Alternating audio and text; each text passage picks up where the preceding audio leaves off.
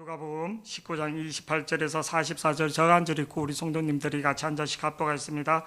예수께서 이 말씀하시고 예루살렘으로 향하여 앞서서 가시더라. 감람원이라 불리는 산속에 있는 벳바게와 베다니에 가까이 가셨을 때 제자 중 둘을 보내시며 이르시되 너희는 맞은편 마을로 가라.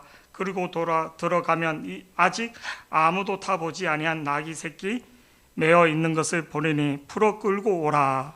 만일 누가 너희에게 어찌하여 푸느냐 묻거든 말하기를 주가 쓰시겠다 하라 하시매 보내심을 받은 자들이 가서 그 말씀하신 대로 만난지라.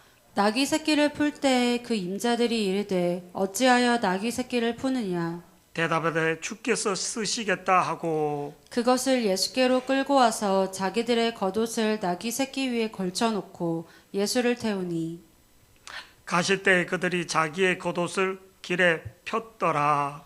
이미 감람산 내리막길에 가까이 오심에 제자의 온 무리가 자기들이 본 바 모든 능한 일로 인하여 기뻐하며 큰 소리로 하나님을 찬양하며 이르되 찬송하리로다. 주 이름으로 오시는 왕이여 하늘에는 평하여 가장 높은 곳에는 영광이로다 하니 무리 중 어떤 바리새인들이 말하되 선생이여 당신의 제자들을 책망하소서 하거늘 대답하여 이르되 내가 너희에게 말하노니 만일 이 사람들이 침묵하면 돌들이 소리 지르리라 하시니라. 가까이 오사 성을 보시고 오시며 이르시되 너희도 오늘 평화에 관한 일을 알았더라면 좋을 뻔하였거니와 지금 내 눈에 숨겨졌더라. 날이 이를지라 내 원수들이 토둔을 쌓고 너를 둘러 사면으로 가두고 다 같이요 시작. 또 너와 및 그 가운데에 있는 내 자식들을 땅에 메어치며 돌 하나도 돌 위에 남기지 아니하리니 이는 내가 보살핌 받는 날을 알지 못함을 인함이니라. 아멘. 예수님이 이렇게 그 태어난 날짜로 AD, BC로 이렇게 나눕니다. 그래서 예수님이 태어난 기준으로 2023년도가 이렇게 됐습니다. 뭐 역사적으로 뭐 AD 3년인데 뭐 이런 학자적인 얘기 아니라 보편적으로 그냥 BC와 AD를 나누는 그런 시간의 중심이 예수님, 히스토리, 하나님의 시간 뭐 이런 뜻이 있는데 예수님이 태어난 지 2023년을 기준으로 예수님이 3년을 30세 공생에 일반인으로 살다가 30세에 이제 정식으로 하나님의 아들로서 사역을 시작합니다. 세례를 받으면서 갈릴리 그 요단강에서 그러면서 주로 예수님이 갈릴리 쪽에서 사역을 합니다. 1차 갈릴리 사역, 2차 갈릴리 사역, 3차 갈릴리 사역, 갈릴리 그 위에 두루 지역이나 그 주역으로 그러면서 그 갈릴리 지역에서 예루살렘으로 오며 가며 전도 주로 갈릴리 그래서 1차 갈릴리 사역하고 두 번째 왜 예수님이 공생애가 3년이 나면 저를 보세요. 유월절을 3번 지키는데 첫 번째 유월절 때는 왔고 두 번째 때는 안 오고 세 번째 유월절에 어린 양으로 유월절 패스오버 되는 그 죽음의 영을 뛰어넘는 그 대속의 제물로 예수님이 예루살렘에 지금 이제 올라오는 겁니다. 갈릴리에서 오다가 우리가 잘 알고 있는 소경 바디메오 같은 경우도 누가복음 18장에 치유해주고 뭐 여러 가지 사건이 있죠. 그리고 오다가 사마리아 지역으로 오지 않고 이렇게 동쪽으로 와서 이렇게 쭉 올라옵니다. 올라오는데 저를 보시기 바랍니다. 오늘 말씀 28절에 우리 본문 말씀을 보면서 이렇게 나누겠습니다. 시작.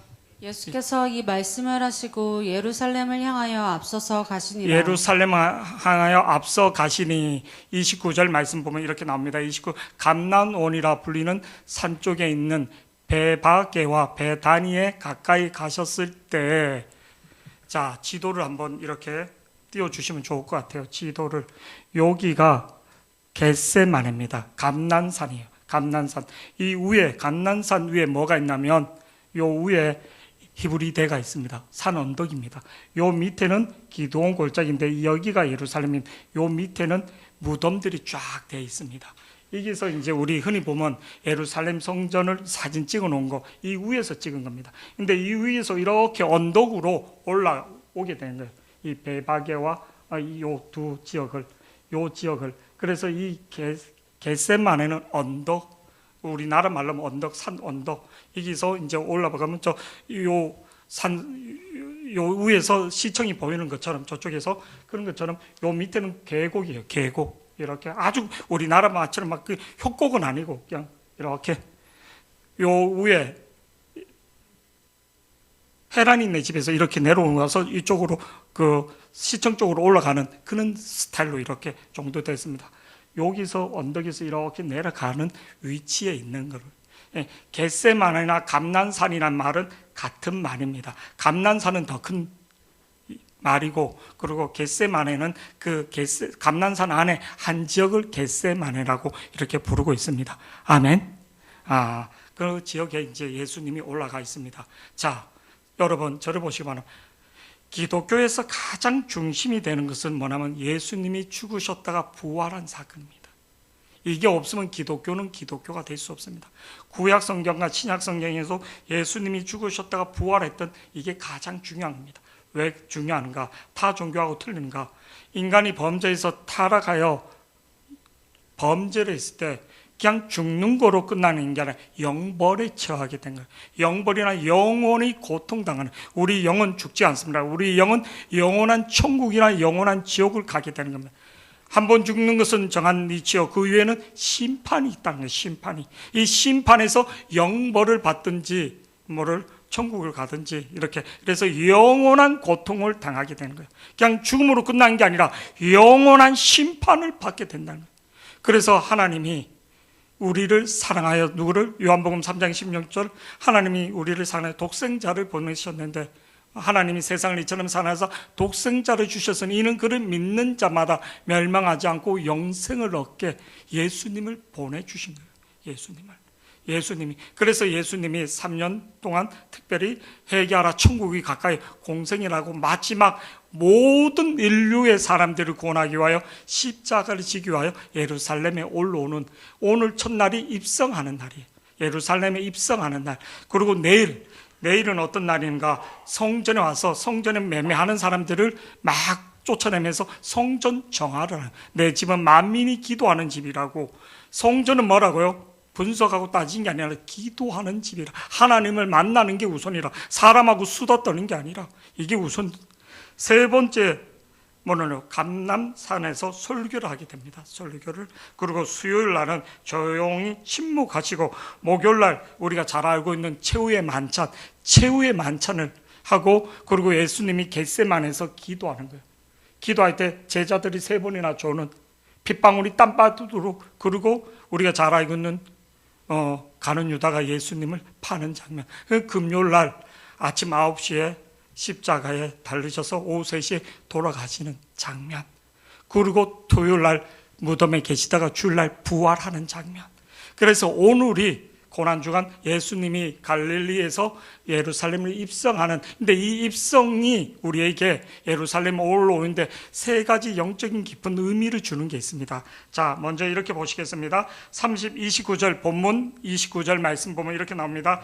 감난온이라 불리는, 겟세마네 동산을 말합니다. 감난온이라 불리는 산 쪽에 있는 베바게와 베다니에 가까이 가셨을 때 제자 중 2를 보내시며, 30절 말씀 다 같이 보시겠습니다. 30절 시작. 이르시되 너희는 맞은편 마을로 가라. 그리로 들어가면 아직 아무도 타보지 않은 아기 새끼가 매어 있는 것을 보리니 풀어 끌고 오라. 한 번도 타보지 않은 아기 새끼가 있으면 풀고 오라는 겁니다. 만일 누가 너희에게 어찌하여 푸느냐, 이건 예수님 돈 주고 산 것도 아니고 미리 거기 가면 그 나귀가 준비되어 있다는 거예요. 풀면 니네가 도둑이나 왜 풀느냐, 이면 이렇게 말하라는 거예요.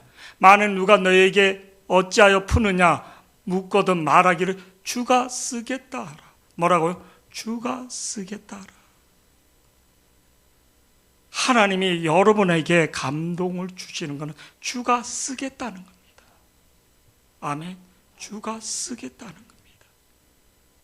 주가 쓰겠다 해서 무조건 만사 형통만 있는 게 아닙니다. 하나님이 우리가 잘 알고 있는 사도 바울을 부를 때 많은 고난을 당할 수도 있다는 거예요. 가서 죽을 수도 있고, 그러나 주께서 쓰시겠다는 거예요. 주께서 쓰시겠다. 하나님이 나를 쓰시겠다. 하나님은 다 우리를 쓰시겠다고 부르셨다는 거예요. 하나님은 우리를 다 쓰겠다고 부르셨다는 거예요. 주가 쓰겠다 하라 하심에 반응이 어떻게 나는가? 32절 말씀 다 같이요. 32절 시작. 보내심을 받은 자들이 가서 그 말씀하신 대로 만난지라. 당나귀가 많이 있지만 하나님이 쓰시는 당나귀가 따로 있더라는 겁니다. 사람들이 많이 있지만 하나님이 쓰시는 우리 주일학교 보면 선생님들이 부족해요. 우리 소연이가 왔는데 제가 걱정이 되는 거예요. 미연 선생님이 교사가 부족하다고 막. 그래서 일본에서 올 때부터 계속 밥 사준다고. 왜 밥 사주는 게 목적이 아니라 소연이 불러서 그랬어요. 네 밥 사주는 거는 내가 얼마든지 해줄 수 있는데 네 주일학교 해야지 된다니까. 우리 소연이 잘하는 게 뭉뚱맞게 가끔 뭐 저한테 선택의 여지가 있습니까? 자기한테 항상 뭐 시키면 저한테 선택의 권한이 있습니까? 그 말이 너무 좋은 거예요. 자기한테는 선택의 권한이 있고 뭐 목사님 말했으면 해야지.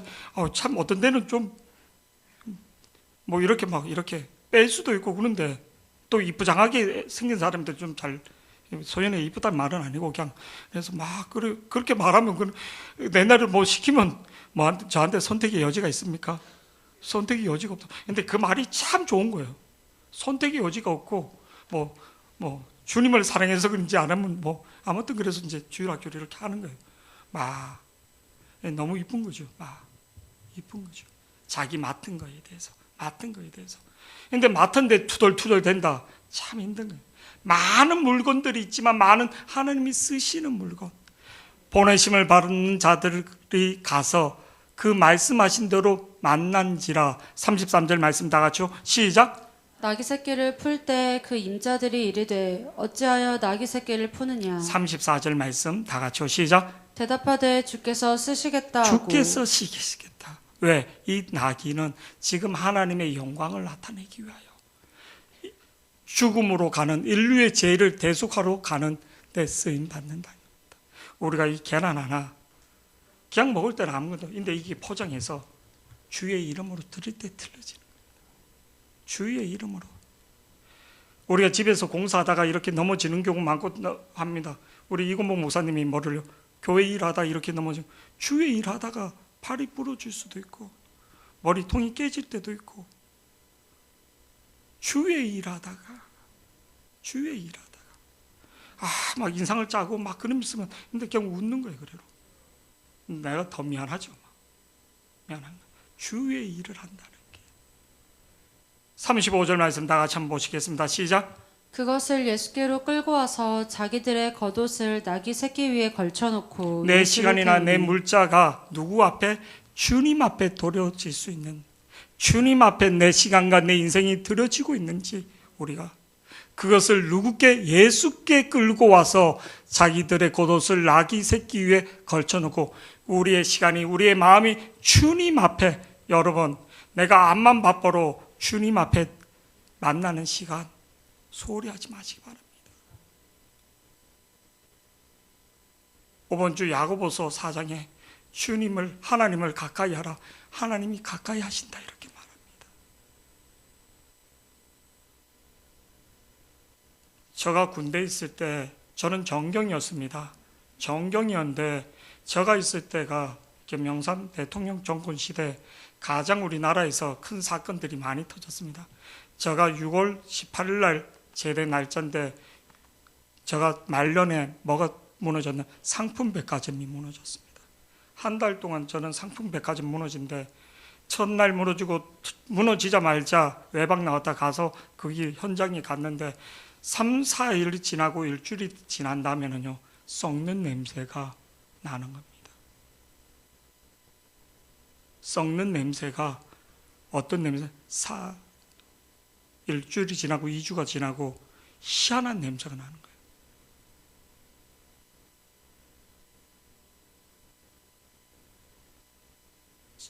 제가 있을 때 성수대교가 무너졌습니다. 서울 쪽에서는 뉴스를 크게 안 나했는데 대구 지하철 중앙동 화재가 났습니다. 근데 거기서 대구 서부교회 그 집사님이 그 핸드폰에 기록한 글들이 쭉 있는데 거기서 그 죽음의 직전에서 엄마 뜨거워, 엄마 보고 싶어 이런 글도 있고 많이 사랑하는 사람 그 짧은 시간 할렐루야 주님 품에 갑니다. 대구 서부교회 할렐루야 주님 품에 갑니다. 나는 임종 앞에 그렇게 말할 수 있는가? 우리 제자반에서 한번 물었습니다.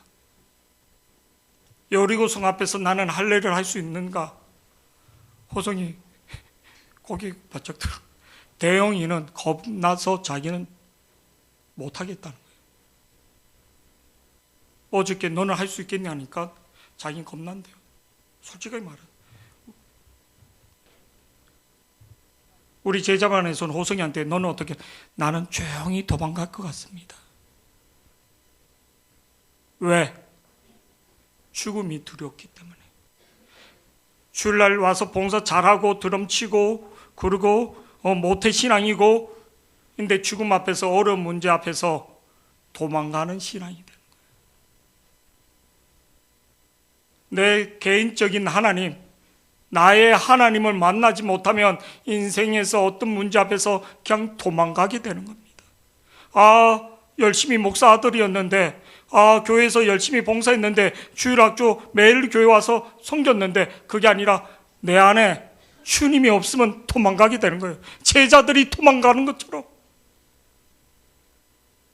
오늘 주님이 이 오신 것은 당나귀를 타고 멋있게 카리스마 넘치는 왕으로 백마는 아니라도 최소한 말을 타고 입성하는 카리스마 넘치는 리더십이 있는 경제적인 왕, 정치적인 왕, 팍스 로마의 왕처럼 그렇게 와야지 되는데 예수님은 지금 그렇게 오지 않고 당나귀 중에도 새끼 당나귀를 탔다는 것은 겸손을 말하고 나는 힘의 왕이 아니라 나는 평화의 왕으로 왔다. 나는 섬기기 위해서 왔다. 나는 죽기 위해서 왔다는 겁니다.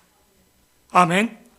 근데 오늘 예수님이 당나귀를 탄 것은 나는 힘의 왕이 아니라 나는 진짜 섬김의 왕, 죽음의 왕으로 왔다는 거예요. 근데 우리는 세상에 조금이라도 더 힘을 키우려고 힘을 가지려고 몸부림치고 있는 거죠. 하나님의 말씀이 아니라 세상적인 힘을 많이 키우면 내가 구원받는 것처럼 내가 자유를 누리는 것처럼 그게 아니라 자유는 주님이 주는 겁니다. 오늘 스가랴서 4장 4절 말씀 보면 진짜 내가 하나님 말씀을 믿는가? 스가랴 9장 9절 말씀 다 같이 한번 보시겠습니다. 이게 오늘 더 깊은 의미를 우리에게 주시는 겁니다. 다 같이 시작. 시온에 따라 크게 기뻐할지어다. 예루살렘에 따라 즐거이 부를지어다. 보라, 내 왕이 내게 임하시나니 그는 공의로우시며 구원을 베푸시며 겸손하셔서 나귀를 타시나니 나귀의 작은 것 곧 나귀 새끼니라. 예수님이 500년 전에 태어난 스가랴 말씀을 그대로 순종하는 거예요. 하나님의 아들인데 예수님은 말씀에 철저히 순종하여 나는 하나님 말씀을 철저히 순종하는가? 말씀대로 오시고 말씀대로 순종하는 내 영혼이 말씀대로 구원을 받는가? 우린 말씀을 믿지 않아요. 우리 인간은 얼마나 간사한지 모릅니다. 지난주 주일날 설교 내용이 야이로의 딸이 몇 년? 12년. 혈우병 환자가 12년. 그 왜 12년인 줄 아십니까? 내가 인간적인 방법을 다 동원해보고 안 되고 이제 밑바닥에서 더 이상 희망이 없을 때 예수님에게 나온 거예요. 우리 인생은 내가 해본 만큼 다 해보고 더 이상 안 되면 주님 앞에 잡아보겠다는 거예요. 야이로 유대인입니다. 혈루병 환자 유대인입니다. 우리는 내가 가장 문제, 내가 인생의 방법을 계속 뭔가를 보여줘야지 되니까. 예수님이 지금 뭔가를 보여주기 위해서는 말을 타야지 되는데 너희들은 뭔가를 보여주려 하지 말고 말씀대로 믿어야지 된다. 이거를 말해주고 있는 거예요. 멋있게 백마를 타야죠. 하나님의 역사는 눈에 보이는 멋있는 거로 역사하지 않습니다. 갈멜산에서 바알의 선지자는 화려한 옷을 입고 화려한 주스를 입고 막 그렇게 했습니다. 나아만 장군은 선지자가 와서 자기에게 주스를 우면서 멋있게 해주기로 했습니다. 그런데 선지자는 나타나지 않고 요단강에 말씀으로 요단강에 7번 담그면 낫는다는 거예요. 그런데 겸손했던 그의 종은 그 말씀을 받아들일 수 있었다는 거예요. 나아만은 자기 자존심, 자기가 누군데, 내가 아랍의 최고 2인자인데 가장 큰 자기의 사로잡힌, 내 생각에 사로잡혀 있는 모습. 우리가 신앙생활하면서 내 생각이 잡혀있는 사람은 하나님의 은혜가 절대 올 수 없다는 거예요. 예수님도 지금 십자가에 쥐고 있는 장면 속에서 스가랴 9장 9절 말씀처럼 나귀 새끼 당나귀를 타라는 말씀에 순종하고 있다는 겁니다. 제가 2,000명을 모으고 3,000명을 모으고 하나님 교회에 있던 뭐합니까? 주님의 심장이 없는데, 주님의 영이 없는데, 교회에 돈은 있고 능력 있는 사람들은 있고 정치적인 사람들도 있고 제자는 있는데 주님이 없는데 사울 왕이 그렇게 버림받은 거잖아요. 왕궁에 있는데 주님이 없는, 매일 아침 저녁으로 예배하는데 주님이 없는, 겉으로는 다 예배하고 있지만 주님이 없는 삶. 오늘 주님이 당나귀를 탄 것은 사람에게 보이는 인생이 되지 말라, 사람에게 보이는 인생이 되지 말라는 거예요. 우리 스가랴서 9장 9절 한번 다시 읽어보시겠습니다. 근데 예수님 철저히 말씀대로 오셨다는 겁니다. 아멘. 다 같이 한번 읽어보시겠습니다. 시작. 시온에 따라 크게 기뻐할지어다. 예루살렘에 따라 즐거이 부를지어다.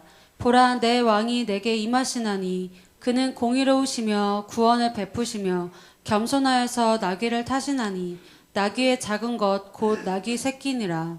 하나님을 만나는 데는 딱 한 가지만 필요합니다. 누구요? 예수님밖에. 내가 꼭 길이요 진리요 생명, 하나님 앞에 가는데 하나님 앞엔 예수님밖에 길이 없습니다. 내 생각과 내 철학과 내 도덕과 내 학문, 그거는 한 부분, 일부분, 어느 정도지 온전한 길이 될 수는 없다는 겁니다. 여러분이 세상적인 학문과 여러 가지 종교와 모든 것을 갖고 한번 구원의 은혜를 경험해 보고자 해보세요. 절대 열리지 않습니다. 저는 1000% 장담합니다. 세상의 지혜로는 하나님을 절대 알 수 없습니다. 우리는 세상의 학문과 세상의 돈과 세상의 것들로 하나님을 믿어보려고 하는데 절대 그렇게 믿어지는 게 아닙니다. 하나님은 하나님의 지혜, 하나님 앞에 엎드는 사람을 통해서, 하나님을 찾는 자를 통해서, 겸손한 심령을 통해서 하나님의 은혜를 주는 것. 그래서 전도에 미련한 지혜, 전도에 미련한 방법으로 나를 계시해 준다고 하는 겁니다. 성경 어느 부분을 보시기 바랍니다. 인간의 지혜와 인간의 방법으로 하나님 알았느냐. 이번 주 금요일날 또 야곱에게 창세기 28장에 77세에 아버지 집을 떠나 외톨이로 외삼촌 집에 가는 노숙자의 삶, 들판에 있을 때 하나님이 찾아오지, 강야에 버려진 심령 속에, 외로운 심령 속에 찾아오지, 내 주위에 사람이 많고 내 주위에 돈이 많고 내 주위에 많이 있는데 하나님 찾아온다? 절대 그렇게 찾아오지 않습니다. 하나님은 내가 세상에 가진 것들이 많이 있을수록 하나님이 들어올 자리는 없는 겁니다. 하나님은 이제 오시나 내 삶의 강야 때 하나님이 만나주시는 것을 믿기를 축복합니다. 그래서 내가 돈이 없거나 내가 힘들거나 슬퍼하지 마시기 바랍니다. 이때가 더 하나님을 깊게 만나는 겁니다. 하나님이 깊게 찾아오는 때인 것을 믿기를 축복합니다. 아멘. 주위에 돈도 있고 사람도 있고 근데 잠이 안 온다. 그때가 하나님을 만나는 거예요. 하나님, 내가 옆에 일이 많고 막 그따 분주하다. 이때가 하나님을 만나는 때입니다. 하나님을 만나는 때인 것을 믿기를. 지금 외형에 눈에 보이는 거에 빠지지 말라. 왜 당나귀, 인류의 모든 죄를 사하시러 오시는 예수님은 백마를 타고 오는 멋있는 모습으로 온 게 아니라 가장 초라한 모습, 당나귀의 모습으로 오고 있다는 것을 이사야서 9장 6절 말씀에도 보면 이렇게 나옵니다. 다 같이요, 시작. 이는 한 아기가 우리에게 낳고 한 아들을 우리에게 주신 바 되었는데 그의 어깨에는 정사를 메었고 그의 이름은 기묘자라 모사라 전능하신 하나님이라 영존하시는 아버지라 평강의 왕이라 할 것임이니라. 그는 평강의 왕으로 왔다는 거예요. 평강의 왕. 군사를 거느리고 장엄하게 위험 있게 나타난 게 아니라 초라하게 평화의 왕으로 오셨단 거예요. 여러분, 우리 주님은 나에게 평화의 왕으로 오신 것을, 평강의 왕으로 오신 것, 영혼의 평강을 위해서 오신 것을 믿기를 축복합니다. 두 번째로 오늘 예수님의 입성을 통해서 우리에게 주신 은혜 계속 보시겠습니다. 36절, 37절 다 같이 보시겠습니다. 37절 다 같이 시작. 가실 때 그들이 자기의 겉옷을 길게 펴더라. 이미 감람산 내리막길에 가까이 오심에 제자의 온 무리가 자기들이 본 바 모든 능한 일로 인하여 기뻐하며 큰 소리로 하나님을 찬양하며. 여기가 수진역이, 김영 권사님 옛날에 살던 데가 무슨 동이죠? 수진역 언덕에서 내려가면 저쪽이 태평역 골짜기 그 도로 있는데 거기서 시청 쪽으로, 여기서 가면 시청, 예루살렘 성이 있는 거예요. 내려가는 길에 있다는 거예요. 내려가는 길에 뭐라고 말하는가? 그렇게 막 그렇게 높고 막 그러진 않습니다. 이거보다는 조금 더 그렇지만 38절에 뭐라고 말하는가? 38절 우리 다 같이 보시겠습니다.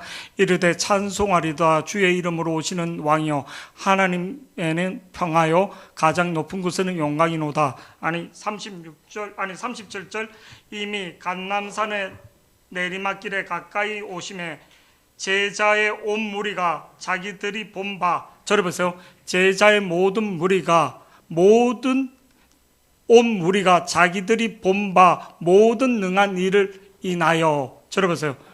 모든 능한 일을 인하여, 이거는 뭐냐, 예수님이 공생의 사역 동안 수많은 기적과 이적을 봤다는 거예요. 모든 일. 안진뱅이를 일으키고 죽은 사람을 살리고 이 앞에서도 소경을 눈을 뜨게 하고 귀신 들린 자를 치유하게 하시고, 이 모습을 보고 저를 보세요. 누구? 메시아구나. 예수님의 모든 능한 일을 인하여 기뻐하며 큰 소리로 하나님 뭐 했다고? 이분이 하나님으로부터 오지 않았으면 이런 일을 할 수 없는 메시아구나, 이렇게 느꼈다는 거예요. 메시아구나 깨달았다는 거예요. 근데 38절 말씀 다 같이요 시작. 38절 시작. 이르되 찬송하리로다 주의 이름으로 오시는 왕이여 하늘에는 평화요 가장 높은 곳에는 영광이로다 하니. 그래서 하나님을 찬양한 거예요. 하나님이 우리를 구원하기 위하여 진짜 약속대로 말씀대로 메시아를 주셨구나. 지금도 예수님이 2000년 전에 오셨던 예수님이 영으로 살아서 역사하시구나. 지금도 아브라함의 하나님, 이삭의 하나님, 야곱의 하나님, 그리고 민경의 하나님, 송호기의 하나님, 전혀 내 삶 속에 나타나지 않는 것 같은데, 아니요. 희한하게 왜 오늘날 목사님이 너의 집을 방문하니? 하나님이 보내셨기 때문에 가는 거지. 나를 위로해 주기 위하여. 나를 위로해 주기 위하여 보내주신 거지. 그런데 39절 말씀, 무리 중 어떤 바리새인들은 말하되 선생이요, 예수님을 선생이요 당신의 제자들을 책망하소서 하거늘. 왜? 당신을 신성으로 하나님의 아들로, 예수님이 하나님의 아들인데 깨닫지 못하니까, 비방하니까, 당신을 인하여 당신을 메시아로, 예수님이 메시아인데 지금 예수님을 깨닫지 못하고 당신의 제자들이 찬양하는 것을 잠잠하게 하소서, 떠들지 못하게 하소서. 내가 예배 아닌데 우리 준석 형제가 찬양 예배 막 하나님 앞에 막 눈물 나면서 그냥 기타만 치면 모르는데 막 감동돼서 막 좀 잠잠하라. 저렇게 방정받게 하느냐? 태문이 다 닫힌 줄 알고 인생의 문이 다 닫힌 줄 아시기 바랍니다. 그렇게 했던 여자가 있었으면 누구? 사울의 딸 누구? 미갈이 그랬다. 하나님 앞에 찬양하고 하나님 앞에 영광 돌리고 하나님 앞에 별나네. 그 여자는 평생 태문이 닫혔다. 태문이 닫혔다는 건 다윗이 그 여자와 동침하지 않았다. 버렸다는 뜻인 거예요. 하나님을 찬양하지 않고 하나님 앞에 영광 돌리지 못하는 여자와 나는 함께 하지 않겠다는 거예요.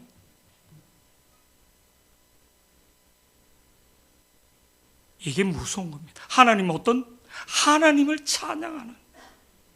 지금 하나님 앞에 온 인류에 이르러 가는데 지금 찬물을 끼얹는 사람들이고 말씀을 알고 있다는, 신앙생활을 좀 했다는 무리 중 어떤 바리새인들이 무리 중에 하나님을 찬양하는 거, 하나님이 기뻐하는 거 그냥 구경꾼이 있고 찬물을 끼얹는 사람들 있다는 거예요. 40절 주님이 뭐라고 말하는가? 다 같이요. 40절 시작. 대답하여 이르시되 내가 너희에게 말하노니 만일 이 사람들이 침묵하면 돌들이라 소리를 지르리라 하시니라.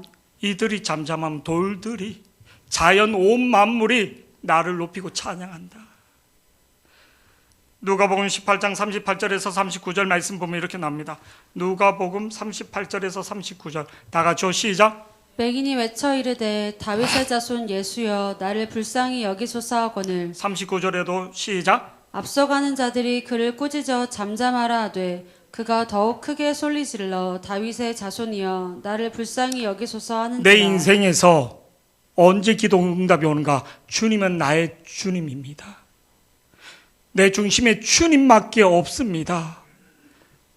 이거를 고백하는 사람을, 다윗의 자손이여 나를 불쌍히, 다윗의 자손 예수여 나를 불쌍히, 내 삶의 어떤 문제라도 다윗의 자손 예수여 주님 앞에 내 문제를, 내 삶을 내려놓는 자에게 만나주시고 해결해 주시고 치유와 회복이 일어나는 걸 믿기를 축복합니다. 이 부분은 되고 이 부분 아니요, 나의 진로 문제나 나의 인생 문제나 내가 말하지 못한 내 기질적인 문제나 내 인생을 주님 앞에 내려놓을 때 하나님이 한 껍질 한 껍질 길을 인도하시는, 가장 선한 길로 인도하는 것을 믿기를 축복합니다. 우리는 인생이 여러 가지 출산의 문제, 직장의 문제, 시험의 문제, 학업의 문제를 통해서 무엇을 하나님과 동행하는, 하나님이 함께하는 법을 배우는 거예요. 물고기 한 마리를 잡는 게 아니라 하나님이 물고기 잡는 하나님의 음성을, 하나님의 인도함을 경험하는 겁니다. 아멘. 그래서 마지막에는 주님 앞에 천국으로 인도함을 받는 거예요. 그 인도함이 없으면 나중에 허망한 자가 되는 거예요. 주님을 버리게 되는 거예요. 주님이 없는 거예요. 부르는데 나는 있는 줄 알았더니 아닌 거예요. 공허한 심령이 되는 겁니다. 오늘 41절 42절에 예수님이 그렇게 호산나 다윗의 아들이여 그 찬송을 들으면서 와 기쁘다, 그게 아니라 주님이 성전에 다 왔을 때 하시는 행동을 보고 우리는 배워야지 됩니다. 41절 다 같이요. 시작. 가까이 오사 성을 보시고 오시며 42절 말씀요. 시작. 이르시되 너도 오늘 평화에 관한 일을 알았더라면 좋을 뻔하였거니와 지금 내 눈에 숨겨졌도다. 자, 저를 보시기 바랍니다. 저 뒤에도 오늘 요 말씀을 나누고 싶었습니다. 오늘 설교 제목이 예수님의 눈물인데 저를 보세요. 공생애 중에 예수님이 몇 번 우셨는가? 성경에는 딱 3번이 나옵니다. 3번이 나옵니다. 우리는 인생에서 남자는 뭐를요? 3번 정도만 울면 된다는데 그건 잘못된 말입니다. 아니에요. 사람이 너무 기뻐로 눈물이 나올 정도고 감격을 해로 울 수 있고 여러 가지, 그리고 너무 아픈 일을 당해로 제가 한 1, 2년은 아버지 생각나서 이렇게 한번 이렇게 금요 철학하고 가거나 그러면 어떤데 이게 오는 거예요. 가끔 우리 연신 집사 생각도 날 때 있고, 그래서 이게 한 번씩 밀려오면 주체를 못하는 거예요. 전 한 번도 지금도 못 갔어요. 우리 형님이 가면 한 번씩 가자 했는데 왜? 이게 감정 정리가 안 되었어. 지금도. 왜? 아프니까.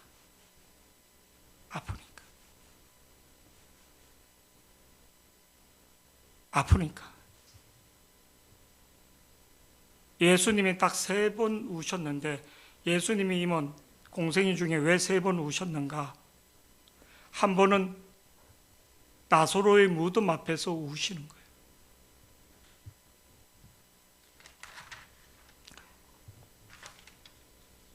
요한복음 11장 33절에서 35절 다 같이 한번 보시겠습니다. 요한복음 11장 33절에서 다 같이 한번 읽어보시겠습니다. 시작. 예수께서 그가 우는 것과 또 함께 온 유대인들이 우는 것을 보시고 심령의 비통이 여기시고 불쌍히 여기사 이르시되 그를 어디 두었느냐 이르되 주여 와서 보옵소서 하니 예수께서 눈물을 흘리시더라. 요한복음 11장을 읽어보면 나사로가 병들었다 할 때 마리아하고 마르다가 옵니다. 근데 예수님이 즉시 가서 치유해 주면 되는데 3일을 있다 갑니다. 죽은 다음에 갑니다. 성경에 죽은 다음에. 왜? 빨리 가서 치유해 주면 되는데 죽은 다음에 갑니다. 장사 지내고 3일 만에. 그래서 제자들한테 우리의 친구 나사로가 잠들었다. 깨우러 가자. 그러니까 제자들이 하는 말이 잠들었으면 깨겠죠. 아니, 죽었다. 의도적으로 예수님은 죽은 상태 이후에 가게 됩니다.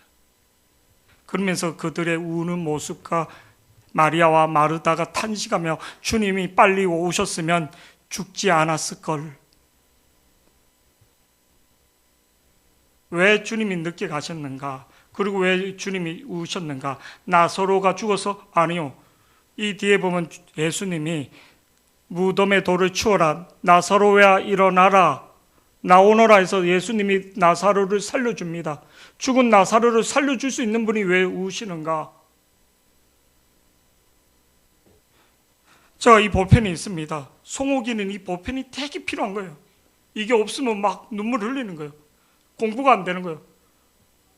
송옥이한테 내가 주면 되는 거예요. 나는 이게 천자루 만자루고 있어서 송옥이한테 몇 자루 줄 생각을 갖고 있는 거예요. 근데 내가 송옥이한테 못 줘서 막 눈물을 흘린다? 신의 아들이, 하나님의 아들이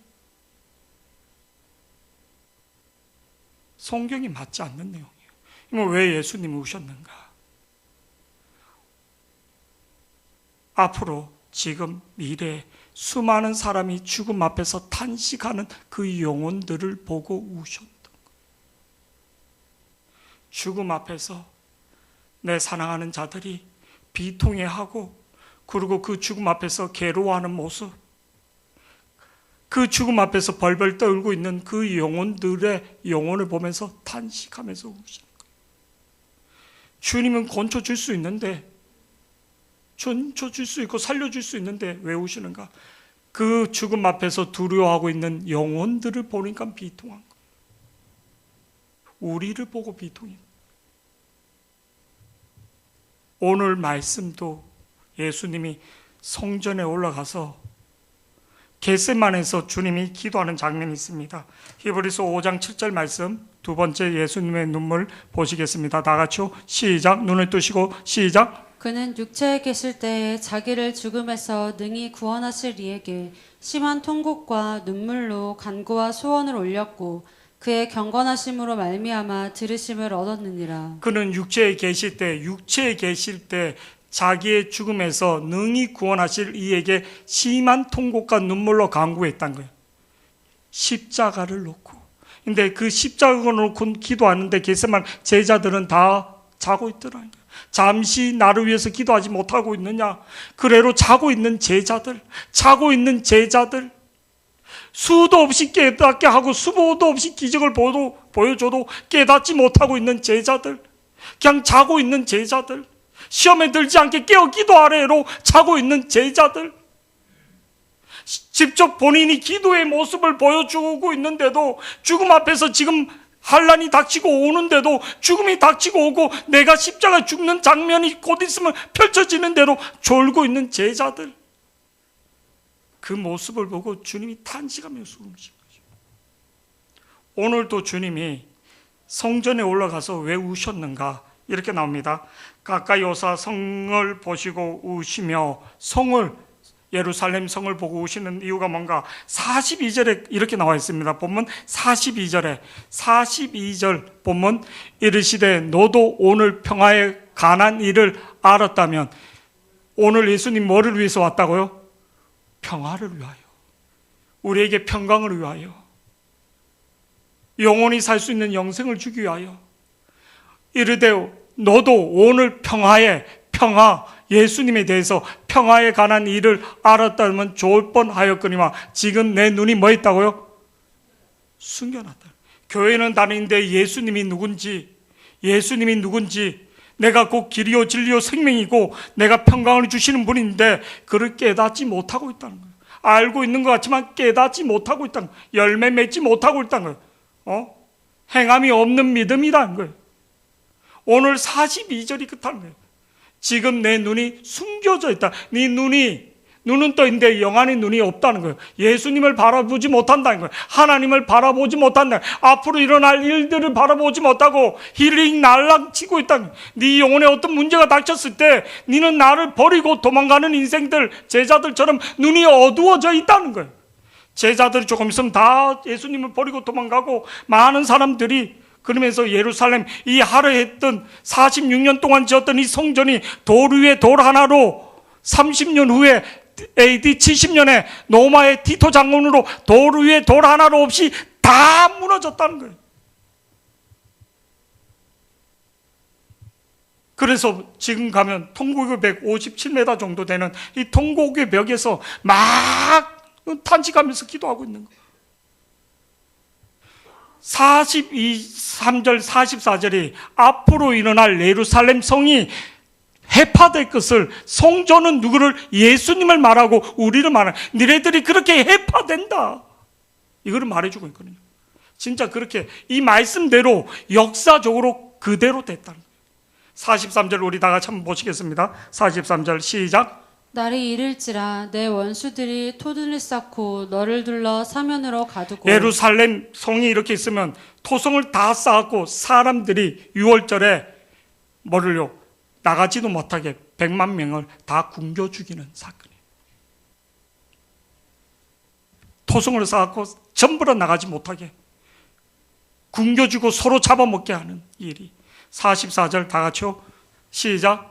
또 너와 및 그 가운데 있는 내 자식들을 온 땅에 매어 헤치며 돌 하나도 돌 위에 남기지 아니하리니 이는 내가 보살핌 받는 나를 알지 못함을 인함이니라 하시니라. 예루살렘 성전 외벽과 이곳이 금으로 칠해졌는데 이게 불을 지르니까 이 성전이 타면서 이 금이 녹아서 땅 속으로 이렇게 돌 사이로 들어가니까 로마 병정들이 이 3만 명 이상 되는 로마 병정이 다 파헤친 거예요. 다 성전을 다 파헤치면 금덩어리 찾겠다고. 돌 하나로 돌 위에 하나 없이 진짜 그대로 된 거예요.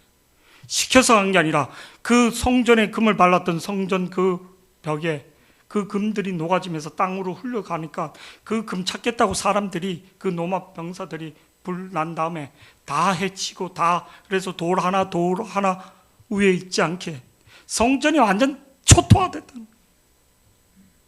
이게 몇 년 후에? 30년 후에 AD 70년에 그대로 우리가 3, 40년 후에 하나님 앞에 내 영혼이 섰을 때 눈이 어두운 자가 되면 안 된다는 거예요. 오늘 성전에서 눈이 어두운 자, 진짜 주님의 눈물을, 지금도 복음을 받아들이지 못하고 예수님을 받아들이지 못하고 자기 인생을 살아가는 인생이 그렇다는 겁니다. 오늘 이 말씀이 예수님이 없는 인생, 진짜 복음을 받아들이지 못하는 인생, 그 영혼을 위해서 니네는 울어줄 수 있느냐? 너희들은 그 영혼들을 위해서 울어줄 수 있느냐?